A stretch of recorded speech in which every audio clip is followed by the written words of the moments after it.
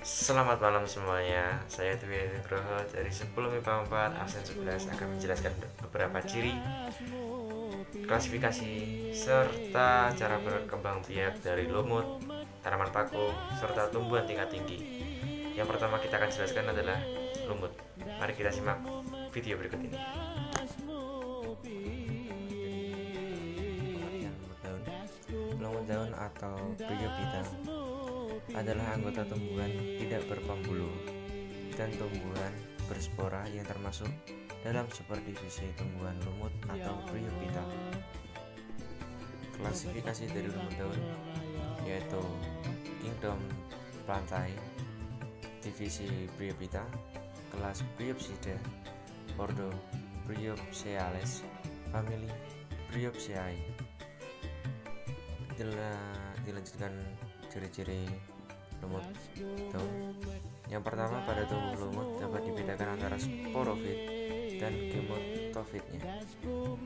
Gamet-gametnya dapat berkembang di dalam suatu struktur yang disebut dengan gametangium. Selanjutnya, pada permukaan luar tubuh berlilin untuk menahan masuknya air ke dalam. Pada tumbuhan lumut, gametofitnya lebih dominan daripada sporofitnya. Dilanjutkan dengan perkembangbiakan tumbuhan lumut. Tumbuhan lumut berkembang biak secara seksual dengan cara sel gamet berkembang dalam struktur yang disebut gametangia.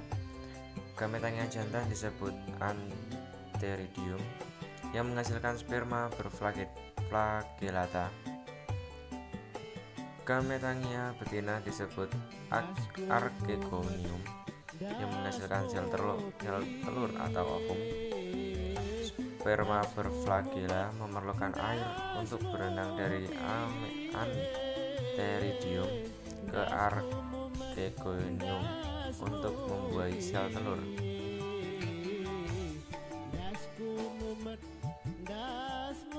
Baik, kita lanjutkan ke yang selanjutnya yaitu tanaman paku.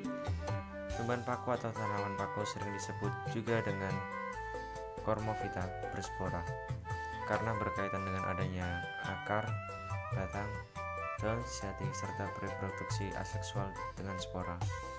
Tumbuhan paku juga disebut sebagai tumbuhan berpembuluh karena memiliki pembuluh pengangkut. Selanjutnya, cara perkembangbiakan tumbuhan paku. Yang utama adalah melalui spora. Spora dihasilkan pada sporangium. Banyak sporangium terkumpul dalam satu wadah yang disebut sorus yang dilindungi oleh suatu selaput endosilium. Selanjutnya adalah ciri-ciri tumbuhan paku. Ciri-ciri tumbuhan paku memiliki 4 struktur penting, yaitu lapisan pelindung sel yang terdapat di sekeliling organ reproduksi, embrio multiseluler yang terdapat dalam archegonium, kutikula pada bagian luar, dan yang paling penting adalah sistem transport internal yang mengangkut air dan zat makanan dari dalam tanah. Sistem transport ini sama baiknya seperti perorganisasian transport air dan zat makanan pada tumbuhan tingkat tinggi. Struktur tubuh dimulai dari nomor 1 yaitu akar. Bersifat seperti akar serabut, ujungnya dilindungi kaliptra yang terdiri atas sel-sel yang dapat dibedakan dengan sel-sel akarnya sendiri. Yang nomor 2 adalah batang. Pada sebagian jenis tumbuhan paku tidak dapat atau tidak tampak karena terdapat di dalam tanah berupa rimbang, mungkin menjalar atau sedikit tegak. Jika muncul di atas permukaan tanah, batangnya sangat pendek, sekitar 0-5 mm. Akan tetapi, ada batang beberapa jenis tumbuhan paku seperti paku pohon atau paku tiang yang panjangnya mencapai 5 meter.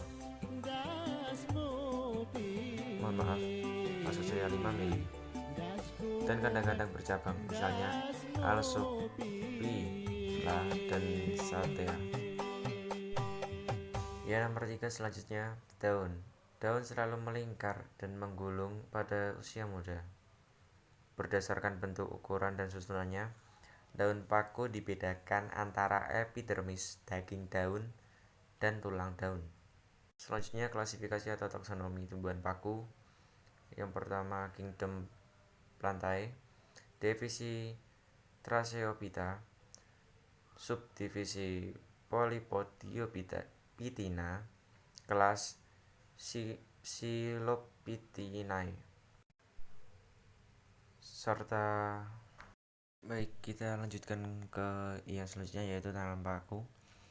Tumbuhan paku atau tanaman paku sering disebut juga dengan Cormophyta berspora karena berkaitan dengan adanya akar, batang, daun sejati serta bereproduksi aseksual dengan spora. Tumbuhan paku juga disebut sebagai tumbuhan berpembuluh karena memiliki pembuluh pengangkut. Selanjutnya, cara perkembangbiakan tumbuhan paku. Yang utama adalah melalui spora. Spora dihasilkan pada sporangium. Banyak sporangium terkumpul dalam satu wadah yang disebut sorus, yang dilindungi oleh suatu selaput endosilium. Selanjutnya adalah ciri-ciri tumbuhan paku. Ciri-ciri tumbuhan paku memiliki 4 struktur penting, yaitu lapisan pelindung sel yang terdapat di sekeliling organ reproduksi, embrio multiseluler yang terdapat dalam archegonium cuticula pada bagian luar, dan yang paling penting adalah sistem transport internal yang mengangkut air dan zat makanan dari dalam tanah. Sistem transport ini sama baiknya seperti perorganisasian transport air dan zat makanan pada tumbuhan tingkat tinggi. Struktur tubuh dimulai dari nomor 1 yaitu akar. Bersifat seperti akar serabut, ujungnya dilindungi kaliptra yang terdiri atas sel-sel yang dapat dibedakan dengan sel-sel akarnya sendiri. Yang nomor 2 adalah batang. Pada sebagian jenis tumbuhan paku tidak dapat atau tidak tampak karena terdapat di dalam tanah berupa rimbang. Mungkin menjalar atau sedikit tegak. Jika muncul di atas permukaan tanah, batangnya sangat pendek, sekitar 0-5 mili. Akan tetapi, ada batang beberapa jenis tumbuhan paku seperti paku pohon atau paku tiang yang panjangnya mencapai 5 meter. Mohon maaf, maksud saya 5 mili. Dan kadang-kadang bercabang, misalnya Alsopila dan Satea. Yang nomor 3 selanjutnya, daun. Daun selalu melingkar dan menggulung pada usia muda. Berdasarkan bentuk, ukuran, dan susunannya, daun paku dibedakan antara epidermis, daging daun, dan tulang daun. Selanjutnya klasifikasi atau taksonomi tumbuhan paku. Yang pertama kingdom Plantae, divisi Tracheophyta, subdivisi Polypodiopitina, kelas Psilophytinae. Serta